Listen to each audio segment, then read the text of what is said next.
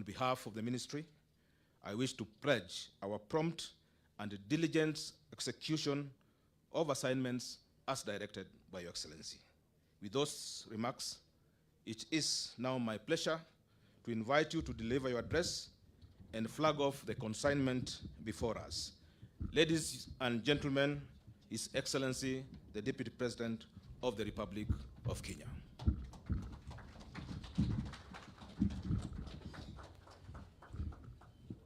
Kindly, let's manage our phones. Kindly, let's manage our phones. We put them on a silent mode. Thank you.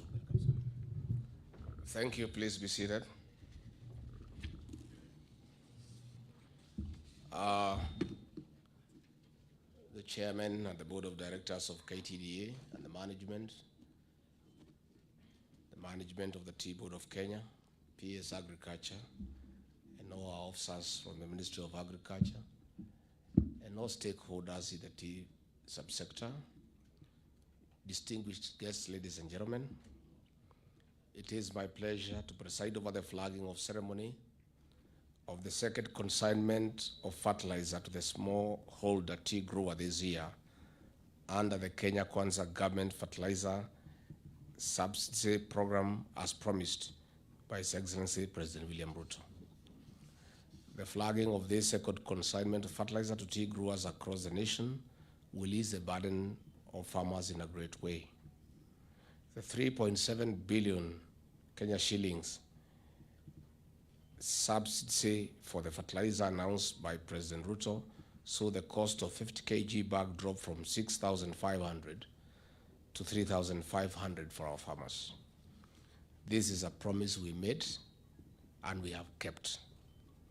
As the Kenya Kwanza government, we remain committed to the agricultural reforms for increased productivity of all the sectors. The role played by the tea subsector in Kenya cannot be gainsaid. It is one of the key drivers of Kenya's socio-economic development and a pillar of economic growth. It provides a source of livelihood directly to over 750,000 farmers, 90% of whom are smallholder tea growers. It also supports 7 million Kenyans indirectly, representing about 13% of the country's population. It contributes about 2% of the GDP and 4% of the agricultural GDP. It earns the country about Kenya shillings 120 billion in exports, which translates to approximately 26% of foreign exchange earnings. It is key in the infrastructural development of 19 tea growing counties. Globally, Kenya is the third leading producer of tea and the biggest exporter, accounting for 28% of the world tea exports. In the year 2021, the tea sector earned the country 136 billion Kenya shillings in foreign exchange. This year, we project the export earnings from the sector to start at 150 billion Kenya shillings. Despite its performance, the government is well aware that the tea industry has been experiencing various challenges which threaten its stability and sustainability. I challenge the leadership of the tea sector to come up with innovative and practical ways to solve these challenges to ensure the small farmer benefits out of their hard work. I'm aware of the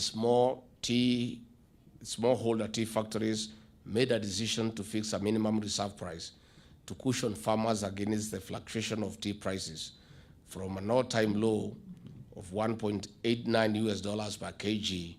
To date, this decision has resulted in improved prices to an average of $2.64 per kg in October 2022. Several key reforms have been introduced by the Tea Act 2020, aimed at improving returns to the tea farmer by reducing the various costs borne by the tea growers, cushioning the tea growers against price fluctuations, and enhancing governance and operational efficiency along tea value chain. To cushion tea farmers from an upsurge in fertilizer prices occasioned by the global economic factors, leading to the decline in returns for the tea farmer, the government has provided 4.4 billion Kenya shillings as fertilizer subsidy to tea farmers in all the 54 small tea factories this financial year. We'll work together to ensure these challenges are addressed. I'm aware that KTDA has enhanced initial green leaf monthly payments to smallholder tea grower of Kenya shillings 17 to be from 17 Kenya shillings to between 20 and 21 per kilogram, depending on the region.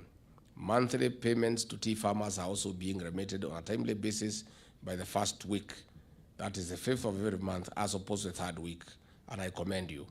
In this regard, tea farmers will be able to pay for the fertilizer with ease. However, I'm aware that the full implementation of the tea reforms has been hampered by ex parte court orders suspending the implementation of several provisions of the Tea Act. I'm also aware that though tea growers from 54 tea factories have elected new directors through the democratic system on one grower, one vote, using their respective factory company memorandum and articles of association, this has also been contested by the previous office bearers. Finally, in order to sustain improved returns to the tea farmers, it is important for us to sustain the momentum in implementing the tea reform agenda. Thank you so much, and God bless you. Our stakeholders, PS, I want to confirm. In 40 days, you have seen nothing yet. This is our sector. Please sit down. President William Ruto and I and our team believe the only way to sort out the economy of this country and turn it around is through increased productivity in agriculture. And the only way to improve the quality of lives for the people of Kenya is to make sure that our farmers get value for money. And the farmers who toil every day get adequately compensated for their sweat. Our government is so keen on agriculture that in every discussion that we